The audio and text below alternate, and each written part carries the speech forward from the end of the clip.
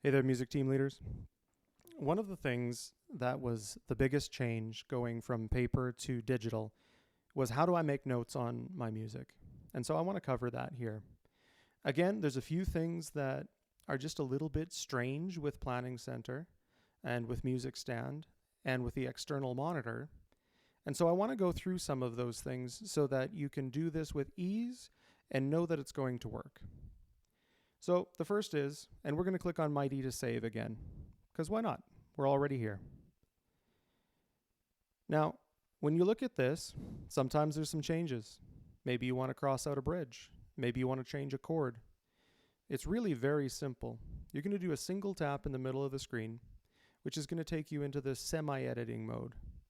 Now, we used this before to change the piece of music that we're looking at, but this time we're going to use the edit tool.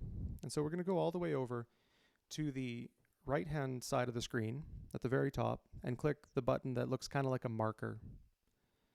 When you tap that, it's going to have one page highlighted and the second one will be grayed out.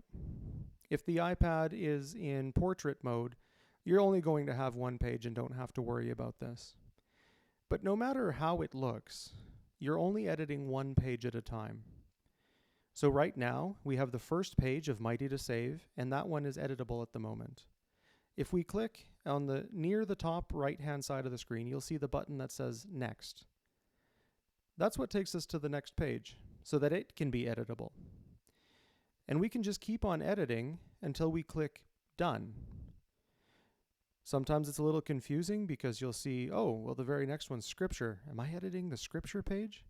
Well, no, you can see that it's grayed out, so you're not. We're going to click Previous on the top left-hand side of the page, and we're going to focus on the first page. What I'm going to do now, and I'll cover how to do this in a future video, but I'm just going to zoom in to make it easier for myself. And maybe I don't want that C minor chord. Well, there's a few ways that we can deal with that. The first is we can select the pen tool, and that's the one that looks kind of like a felt-tipped pen. It's the second option at the bottom. And you can see that I've already got the color changed to black. You can make that whatever color you like, whatever makes the most sense to you. And you can go ahead and just scribble it out and write the new one in. So I'm going to write a D minor. Something I should remind you is that you have access to an Apple Pencil. It should be with the iPad. And you're going to get much better results than me using my finger like you saw me just do. If the Apple Pencil's dead, it's actually not a difficult thing. You can just take it, plug it into the USB-C, and within about 30 seconds, it'll be charged up enough to use. That'll give you much more precision, and it's just a lot nicer to use. In any case, let's go back to the editing. Well, let's say I didn't do a very good job. Nobody can read what my D minor looks like, even though I can read it, but it's kind of messy, so we want to get rid of it. You can go back. If you look at the bottom part of the screen, there's a back button. So that's one way to do it if you're in the middle of an edit, or if you've only made one change. But another way is by clicking the eraser tool, and so we're going to go ahead and do that. You don't have to erase everything. In fact, you only have to tap once per block of writing. And so you see how I can remove just pieces with the eraser tool. It's actually quite easy to do. Another way that we can change a chord, for example, is actually by whiting it out. And this is just by drawing white onto the screen. We're going to choose you can either choose the first option or the third option to do this. I'm actually going to choose the third option right now. It's got a larger tip on it, and it makes it easier to white things out.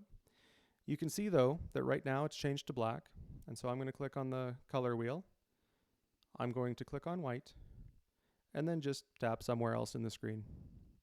Now we've got a larger brush to deal with, and I can just go ahead and white out that C minor. It's pretty cool, actually, because it's like it was never there. And then you can go ahead and write in the new chord. The other nice thing about that is if you know, oh, there should be a chord there, but it's gone and I want to bring it back, you can just use the eraser tool. You can erase what you just did, and it comes back. So there's some basics on editing, and in the next video we will talk about zooming and saving.